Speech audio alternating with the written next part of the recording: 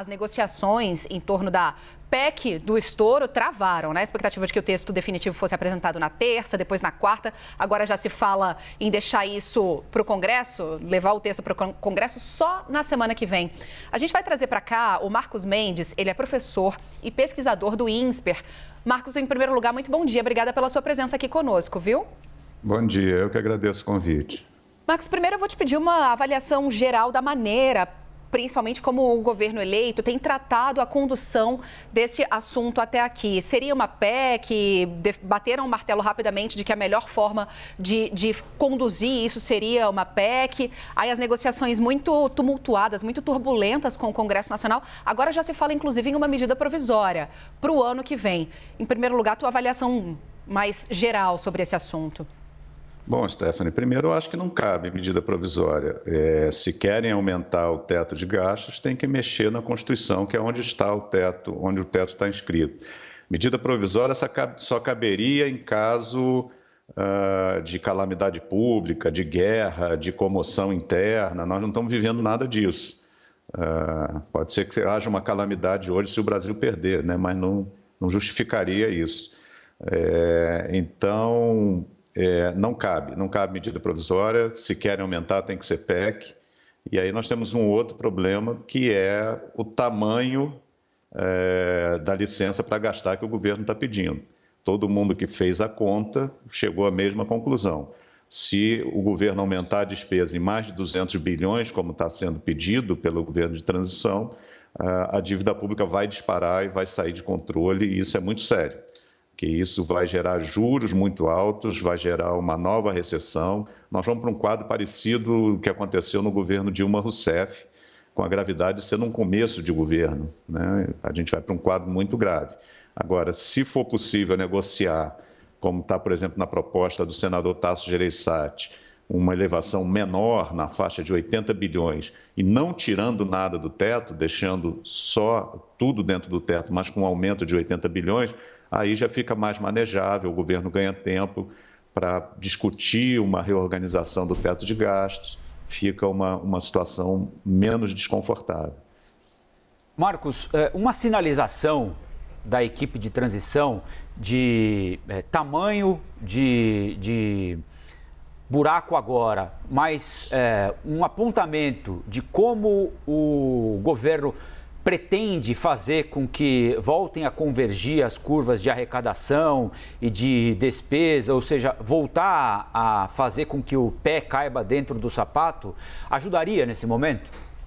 É exatamente isso que eu estava falando. Se você parte de um aumento de 200 bilhões, 230 bilhões, você não segura mais.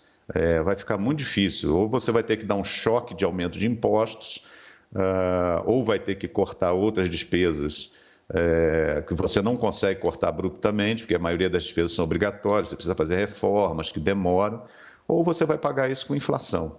Infelizmente, essa é a realidade. É preciso chamar a atenção, Rafael, que a gente não gasta pouco com política social. Todo o discurso que tem sido feito, precisamos gastar mais. Eu fiz um levantamento recente, tem uns dados do FMI, que mostram 60 países. O Brasil é o quarto que gasta mais no que eles chamam de proteção social. Na frente da gente só ficam 3 países ricos da Europa, Espanha, San Marino e Dinamarca. Então, a gente não gasta pouco, a gente gasta mal. A gente tem uma série de programas que não chegam nos mais pobres e a gente precisa reformular isso.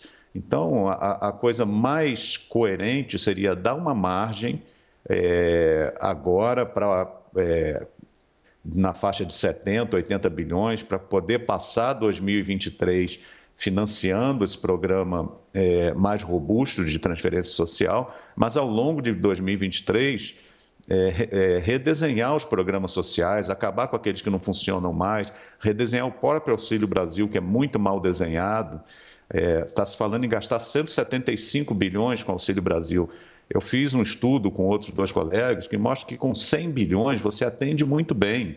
Então tem 75 bilhões aí sendo gastos que não precisariam ser gastos ou poderiam ser gastos de uma forma mais eficiente. Mas para tudo isso precisa tempo para rediscutir, para redesenhar os programas. E você começar dando um chute para cima de 200 bilhões na despesa, é muito grave. Isso é mais ou menos, Marcos, o que aconteceu durante esse ano de 2022 para garantir o pagamento já de R$600? Quer dizer, uma autorização, mas uma autorização temporária, anual até o fim do ano, e depois o resto a gente discute com mais calma. É mais ou menos isso que o senhor defende? Olha, não é uma autorização temporária.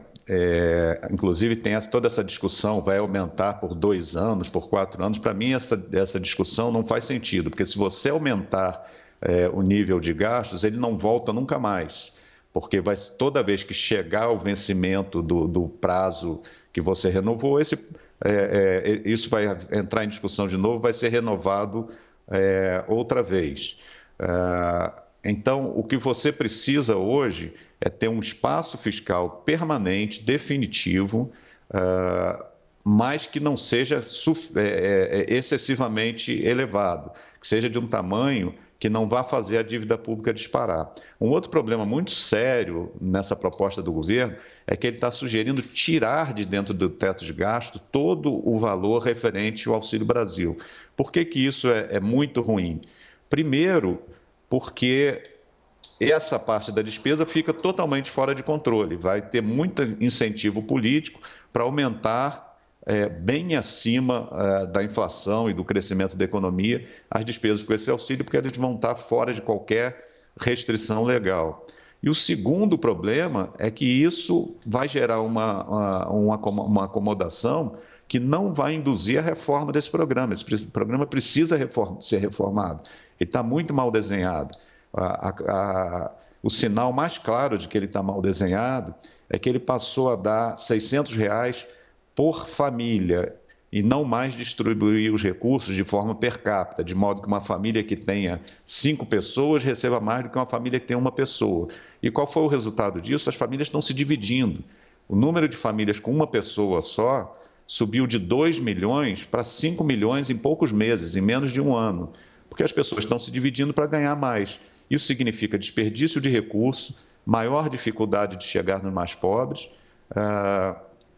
e, portanto, um programa ineficiente. Então, se você tira do teto de gastos desse programa, vai diminuir o incentivo para reformar e tornar esse programa mais eficiente.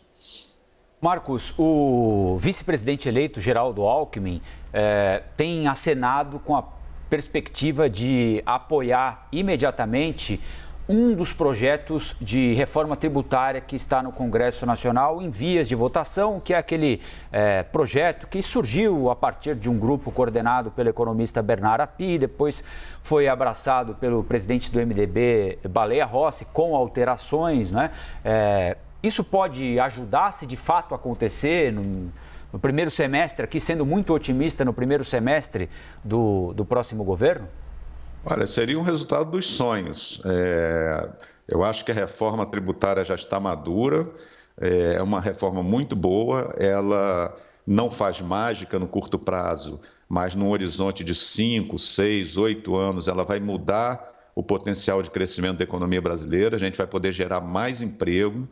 A carga tributária não cai num primeiro momento, mas à medida que a economia vai crescendo, tende a ter uma queda da carga tributária. Esse projeto também ajuda a resolver vários dos conflitos do governo federal com os governos estaduais. Agora, eu chamo a atenção para um problema.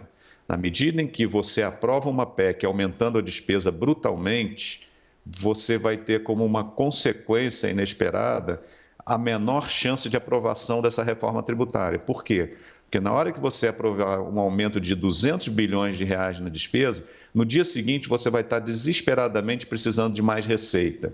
Aí, em vez de discutir reforma tributária estrutural, você vai estar discutindo algum penduricalho para fechar a conta no dia seguinte. Aí vai entrar na pauta discutir CPMF, aumento dos impostos que já existem, em vez de discutir a reforma do sistema tributário que já existe. Então, essa é mais uma consequência negativa dessa PEC. Ela tende a matar a discussão da reforma tributária. Vou agradecer aqui a presença do professor, pesquisador do INSPER, Marcos Mendes, a presença aqui conosco no Novo Dia. Bom dia para o senhor. Ok, muito obrigado, bom dia a vocês, boa sorte para nós hoje no jogo da Copa.